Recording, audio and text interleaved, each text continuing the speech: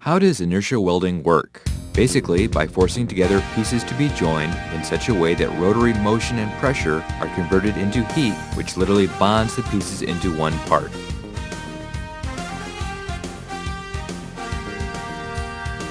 Two pieces to be joined are aligned in an inertia welding machine.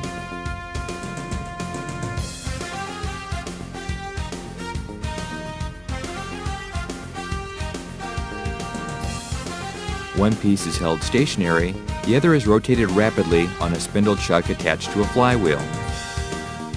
When the flywheel reaches a predetermined speed, it is disengaged and the freewheeling piece is forced against the stationary piece.